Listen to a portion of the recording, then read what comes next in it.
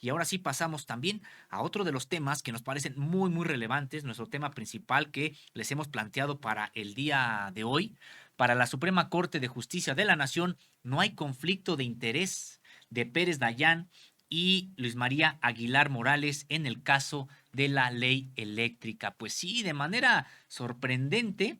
eh,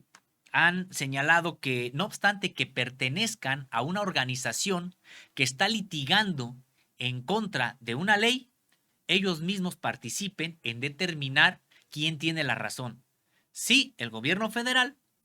o la organización a la que ellos mismos pertenecen. Así de claro. Es impresionante realmente que la propia Suprema Corte de Justicia pues diga que no hay conflicto de interés alguno.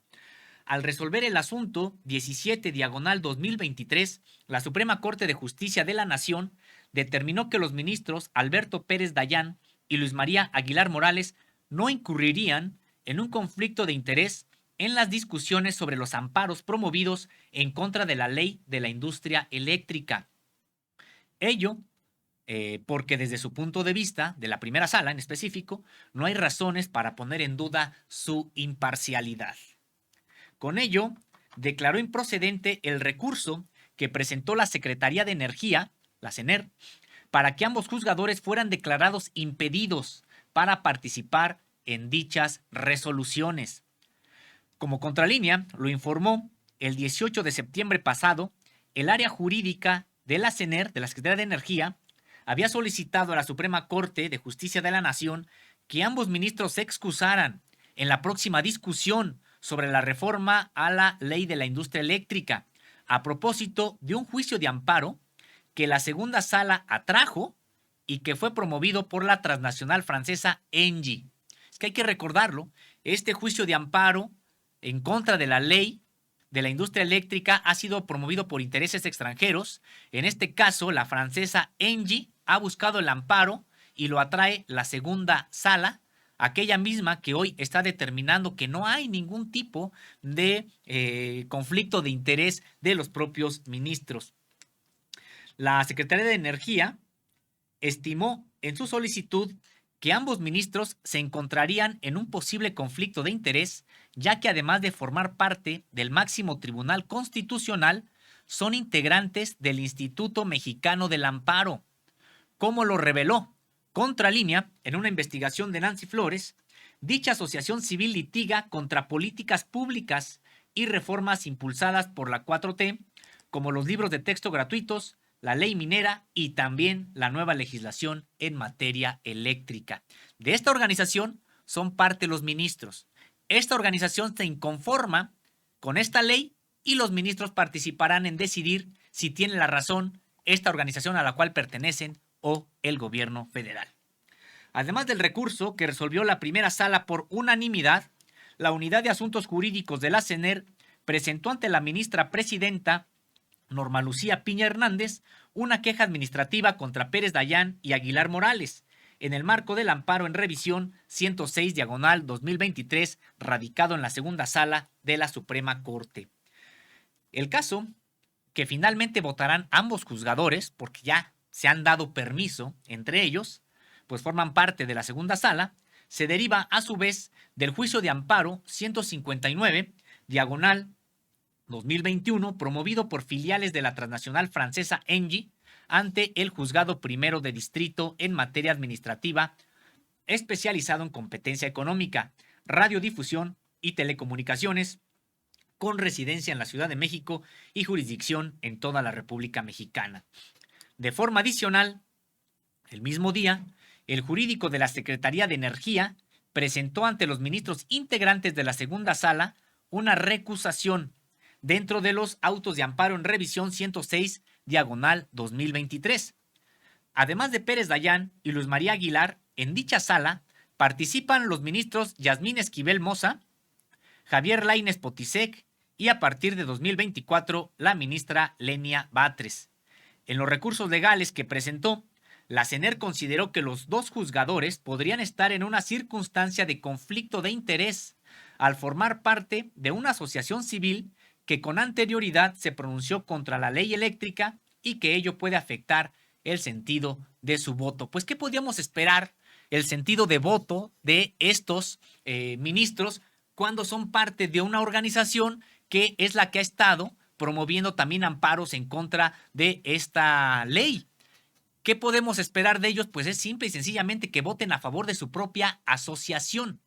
Es impresionante, por eso decíamos, pues, las falencias que hay en el propio sistema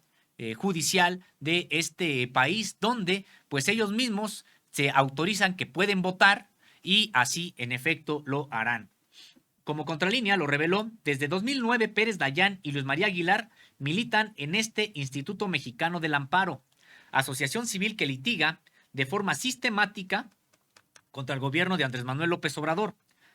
Por ejemplo, fomentó los juicios contra los libros de texto gratuitos, se manifestó por la destitución de la ministra Yasmín Esquivel, que además ella forma parte de la segunda sala, presentó un recurso para ser amiga de la Corte, un amicus curiae, en la acción de inconstitucionalidad para que los juzgadores ganen más que el presidente de la República, contrario a lo que señala la Constitución, y se pronunció contra las reformas a las industrias eléctrica y también minera. Incluso su titular, el titular de esta asociación, de este Instituto Mexicano del Amparo, el abogado Hugo Alberto Arriaga Becerra, escribió un ensayo en el que sugiere imputar cargos penales a el presidente de la República y buscar destituirlo cuando jueces, magistrados o ministros ordenen liberar presuntos delincuentes y los funcionarios federales desacaten esas instrucciones.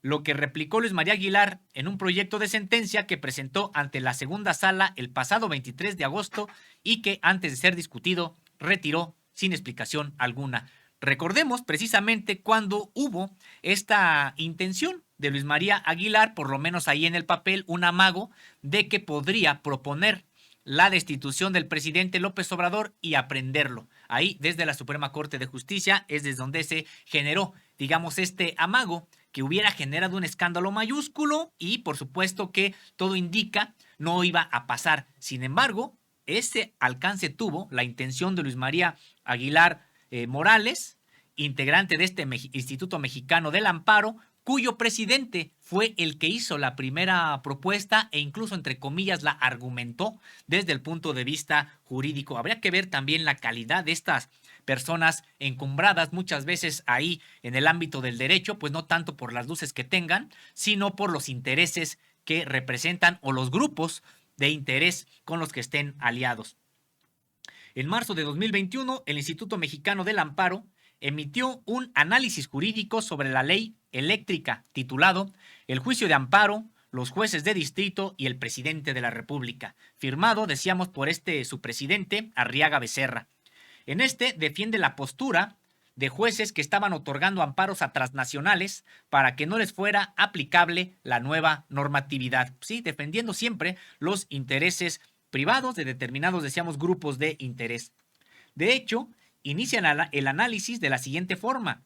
La Ley de la Industria Eléctrica, publicada en el Diario Oficial de la Federación el 9 de marzo de 2021, ha ocasionado un desencuentro entre el presidente de la República y el Poder Judicial de la Federación, debido a que el juez segundo de distrito en materia administrativa, especializado en competencia económica, radiodifusión y telecomunicaciones en la Ciudad de México, Juan Pablo Gómez Fierro, concedió varias suspensiones provisionales en amparos interpuestos contra dicha ley, lo que ha motivado diversos ataques del titular del Ejecutivo Federal hacia el juzgador. Así es como inició precisamente este ensayo, para darnos cuenta por dónde iba a ir precisamente el curso de este supuesto análisis.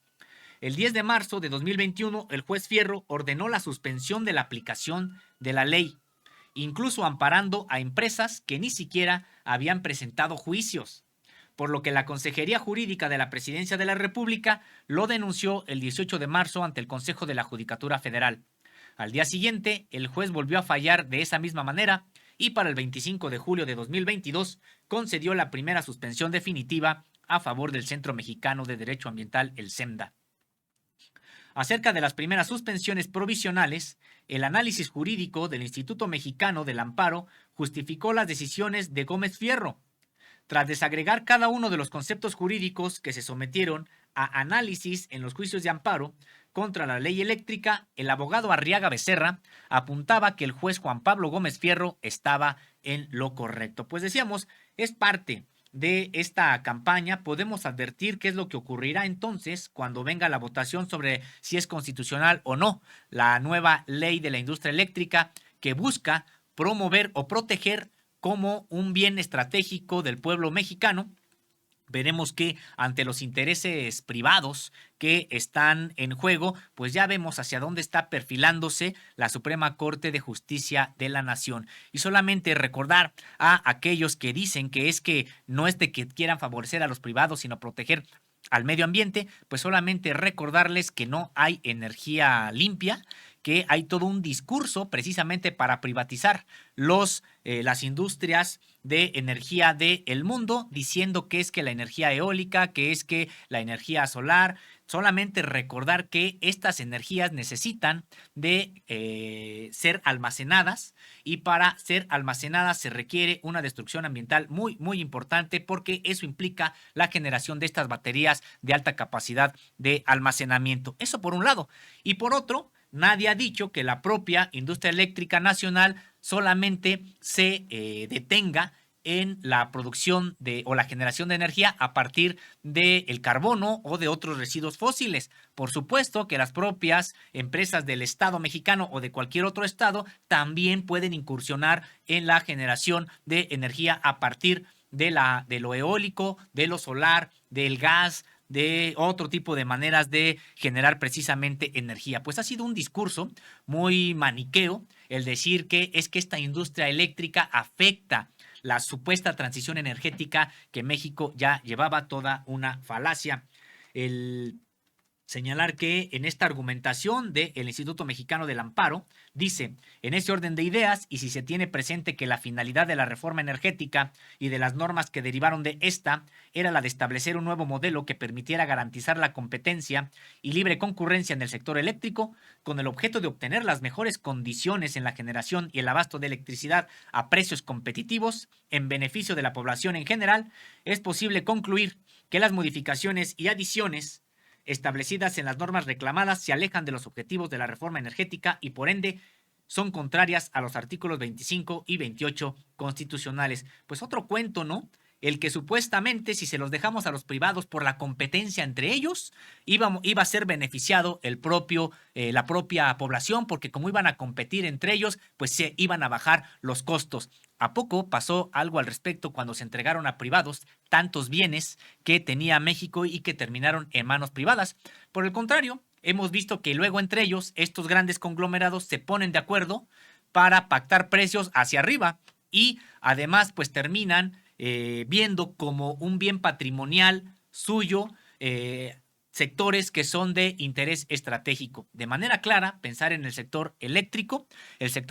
privatizado, por ejemplo, de España, el sector eléctrico privatizado de Estados Unidos, donde cuando ha habido incluso emergencias, pues no se atiende al interés popular, al interés de la sociedad, sino a los intereses privados de tasas de ganancia, de utilidades, que es lo que ven estos empresarios, porque para eso entran al negocio, no entran para hacer caridad. Hay que tener mucho cuidado, en efecto, con este tipo de discursos en los que supuestamente quieren vendernos al mercado como la solución a los problemas, cuando muchas veces lo que vienen es a complicarlos aún más. Pues les invitamos a que ustedes ingresen a www.contralinea.com.mx, a que consulten este tema que hoy estamos destacando. Para la Corte no hay conflicto de interés de Pérez Dayán y Aguilar Morales en caso de la ley eléctrica. Y recalcarlo, estos dos ministros son integrantes del Instituto Mexicano del Amparo, una organización que litiga en contra de esta ley, que ellos mismos van a votar su constitucionalidad o no. Van a votar, podríamos nosotros adelantarnos, acaso contrario a la organización que pertenecen. Ya podemos ver hacia dónde están enfocando estas baterías, enfilando estas baterías allá en la Suprema Corte de Justicia de la Nación. Los detalles los encuentra, decíamos, ahí en www.contralinea.com.mx.